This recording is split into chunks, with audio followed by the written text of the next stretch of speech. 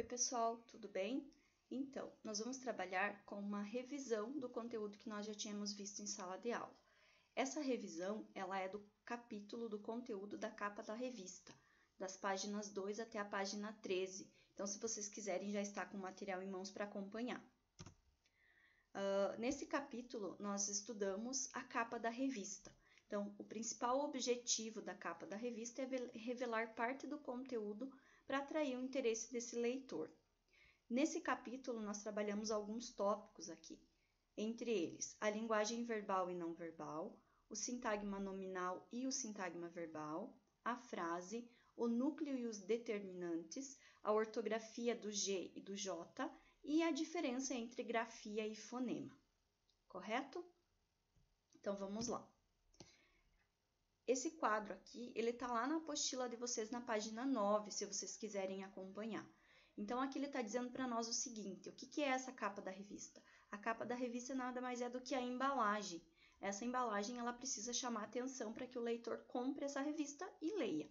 Então, vamos falar um pouquinho de público-alvo. Público-alvo é para quem se destina essa revista. Se é o público infantil, se é o público que gosta de esportes. Então, cada revista tem um público-alvo que destina as reportagens dos conteúdos que eles fazem, certo?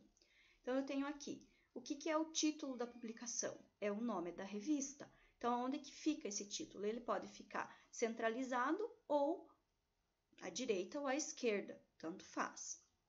A imagem principal. A imagem principal é o nosso texto não verbal, tá? Então, ele vai ajudar a chamada principal a chamar a atenção do leitor e ajuda a transmitir a mensagem. A chamada principal, ela ocupa um espaço de destaque. Então, ela vai falar da principal reportagem que a revista vai trazer naquela edição. Então, a chamada principal é o texto verbal e a imagem principal é o texto não verbal. Eles precisam se complementar nessa mensagem aí, passar essa mensagem para o leitor.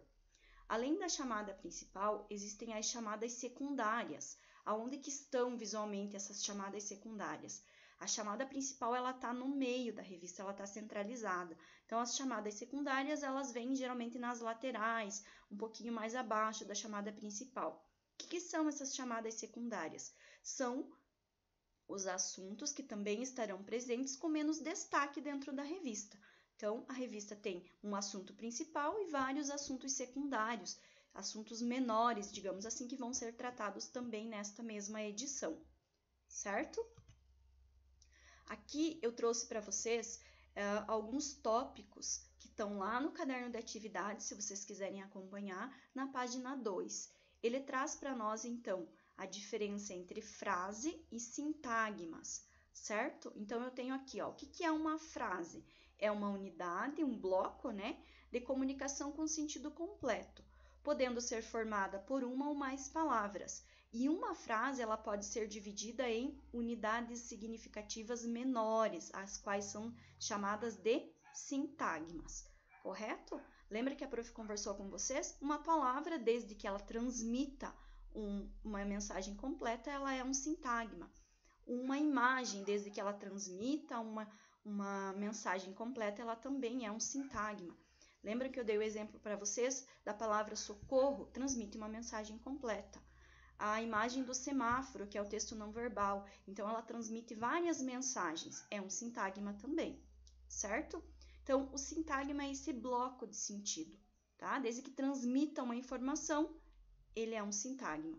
Se tiver lá o sintagma verbal e sintagma nominal juntos, é uma frase. Então, vamos lá para os tipos de sintagma. O nosso SN, que é o sintagma nominal, o núcleo desse sintagma é quem? É um substantivo, é um nome. Já no sintagma verbal, o núcleo dessa unidade significativa é o verbo, correto? Então, diz aqui, ó, a função básica do sintagma nominal é quem? É a de sujeito. Então, quando eu tiver uma frase, lembrando, a frase eu tenho que ter os dois sintagmas, o nominal e o verbal. Quando eu tiver frase, qual vai ser a função do sintagma nominal? A função dele vai ser do sujeito, aquele de quem se fala, tá? Então, nesse sintagma nominal, eu tenho o núcleo, que é o elemento principal, tá? E eu tenho os determinantes, que eles podem ser artigos, pronomes, numerais. A função desses determinantes qual é? Especificar o nome. No caso do sintagma nominal, especificar o substantivo. Aqui, então, eu trouxe para vocês também, lá do caderno de atividades, na página 3, sobre o sintagma nominal. Então, aqui nós temos algumas classes de palavras que compõem o sintagma nominal. Então, vamos lá. Eu tenho o núcleo desse sintagma nominal, que geralmente vai ser quem? Vai ser o substantivo, certo? O que são substantivos? São palavras que dão nome aos seres. Tudo aquilo que você imaginar que tem nome, esse nome é um substantivo. Depois a gente vai aprender a classificação deles. Esses substantivos, eles são flexionados. Então, flexão é mudança. Então, eles mudam em gênero, masculino e feminino.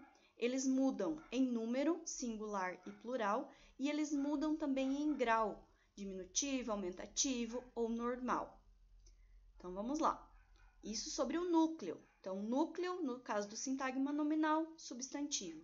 E os determinantes, que são aquelas palavras que vêm junto, vêm agregar sentido para esse núcleo, para esse substantivo. Então, aqui nós temos 3 possíveis determinantes, que são os artigos. O que são artigos? São palavras que antecedem, palavras que vêm antes do substantivo.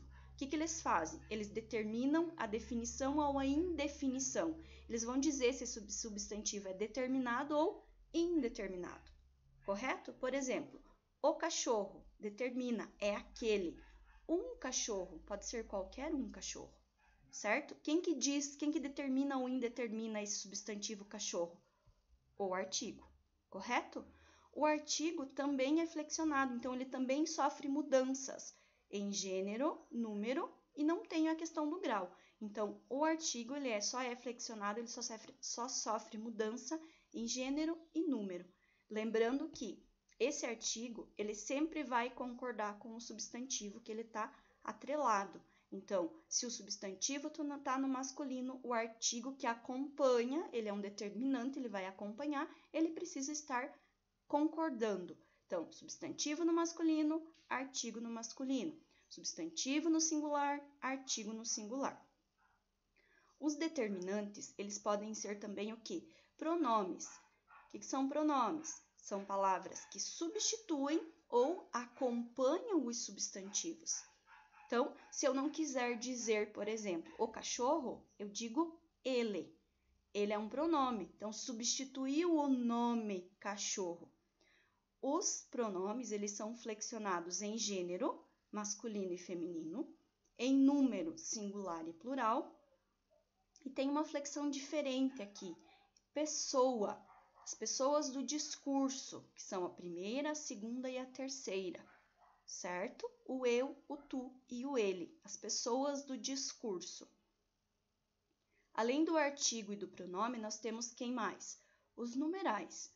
O que são os numerais? Então, eles são determinantes que podem vir acompanhando os substantivos, que nesse caso são os nossos núcleos. Palavras que indicam quantidade de pessoas ou coisas, bem como a ordenação dos elementos de uma série. Quando a gente for estudar aí os substantivos, os numerais, a gente vai ver que tem várias classificações para os numerais também. Alguns numerais são flexionados em gênero, então, para acompanhar o substantivo, ele vai ter masculino e feminino. E alguns em número, singular e plural. E outros ainda não variam. Então, eles não têm nem masculino, nem feminino, nem singular, nem plural. Certo? Então, vamos lá. Depois de relembrar isso, dar uma lida lá na apostila, dar uma olhada, eu tenho um desafio para propor para vocês. Vocês vão precisar, então, de uma revista. Procure uma revista em casa, uma revista velha, não precisa se preocupar que tem que ser uma revista atual. Outra coisa, a gente não vai estragar a revista, a gente não vai recortar ela, tá? De repente pega uma revista da mãe aí que a mãe gosta e não quer que recorte. Então, vocês vão precisar de uma revista. Se você não tiver em casa nenhuma, procura na internet a capa de uma revista, que é o que a gente vai precisar, né? Procura aí a capa de uma revista que vocês gostem, enfim. Nós vamos fazer a análise da capa dessa revista, certo? Então, você vai escolher a revista e depois de escolher essa revista, você vai responder algumas questões para no final me enviar. São 5 questões que você vai responder analisando essa revista, essa capa de revista. Como que nós vamos combinar? Você vai tirar uma foto da capa da revista, você vai responder, pode ser numa folha avulsa, pode ser num caderno que você tenha em casa, desde que depois, quando a gente voltar para a aula, você possa me apresentar esse trabalho, certo? Então, você vai responder as perguntas e depois vai me mandar. Tira uma foto da capa ou tira um print, se você achou na internet, né? Me manda e me manda as perguntinhas respondidas, tá? Esse é um feedback que eu preciso ter dessa atividade que a gente vai fazer. Qual que é a primeira pergunta que vocês vão responder? Qual é o título da publicação? Ou seja, você escolheu a capa da revista, você vai me dizer qual é o nome dessa revista. Depois, você vai analisar qual é a chamada principal dessa revista, certo? Se nessa capa da revista existem chamadas secundárias, se existirem, quais são?